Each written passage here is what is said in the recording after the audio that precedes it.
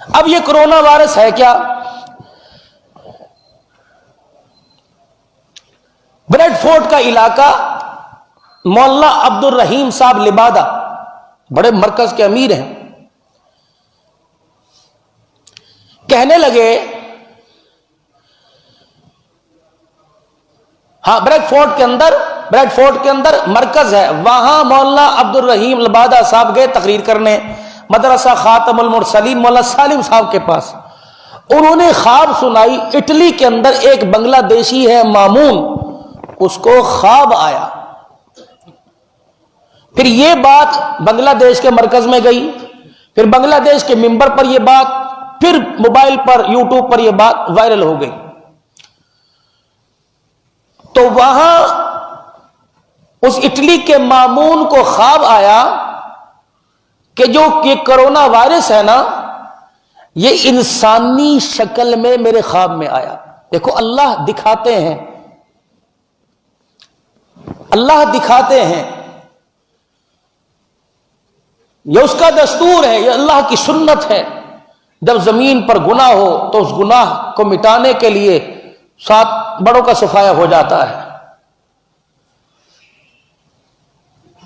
تو اس مامون بنگلہ دیشی آدمی کو اٹلی میں خواب آیا کہ یہ کرونا وائرس ایک انسانی شکل میں آیا، اور اس سے پوچھا، بھیانک شکل تھی، تو کون ہے؟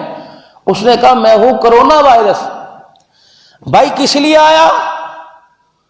اس نے کہا جہاں چین کے اندر، ووہان کے اندر جہاں سے شروع ہوا، وہاں 3 چینیوں نے ایک عائشہ نامی عورت سے ریپ کیا، زیادتی کی، اور اس کے منہ پر پٹی باندھی۔ میرے موبائل کے اندر بھی ہے، اگر کہو تو میں آپ کو شیئر کر دوں گا، اور آگے پوری دنیا کے اندر ہے تو اور بڑے بڑے عالم، مولانا سالم صاحب ہو گئے، مولانا عبد الرحیم لبادہ صاحب، یہ کوئی عام آدمی؟ جب یہ ممبر پہ بیٹھ کے بات کر رہے ہیں تو اتھینٹک ان کی بات، مضبوط بات ہے ان کی۔ تو کہنے لگے کہ خواب کے اندر کہ میں کرونا وائرس ہوں، وہاں جہاں سے یہ چائنا میں شروع ہوا تھا کہ وہاں ایک عائشہ نامی عورت سے زیادتی ہوئی، اس کے منہ پر پٹی باندھ رکھی تھی، 3 درندوں نے زیادتی کی، وہ بول تو سکتی نہیں تھی۔ اس نے دل میں اللہ کے آگے رو کے ایسا دکھڑا سنایا کہ یا اللہ کیا ہو رہا ہے کہ کوئی میرا ہمدرد، کوئی مجھے بچانے والا نہیں۔ تک وہ زیادتی کر کے فارغ ہوئے، نقد کرونا وائرس کی صورت میں اللہ کا عذاب آیا، 3 بندے تو وہی پڑک گئے، اور جو 2 سیکیورٹی گارڈ اندر اس کھنونے جرم کی پہرے داری کر رہے تھے، پھر اس 2 پر آیا۔ اللہ اس بات سے اتنا ناراض ہوئے کہ چائنا کے اندر جب انہوں نے کہا کہ آپ کو جماعت کے ساتھ نماز پڑھنے کی اجازت نہیں، مسجدیں کھولنے کی اجازت نہیں، قرآن پاک پڑھنے کی اجازت نہیں۔ میرا بچہ بھتیجا خود پڑھ رہا ہے، 2 سال ہے، وہ کہتے ہیں جب گھر کے اندر اس نے سال اپنی وہیں پہ ہاسٹل کے اندر تراویح پڑھائی، انہوں نے کہا باہر ہم سجدہ نہیں کر سکتے، 2 آدمی مل کر نماز، جو پوری دنیا کی سپر پاور بنا ہوا تھا ٹیکنالوجی کے اندر اور تجارت کے اندر کہ میں یوں کر دوں گا، ہم دنیا کی سپر پاور ہیں، اللہ جل شانہ نے ایک جراثیم سے لاکھوں کو زمین پر پھینک دیا۔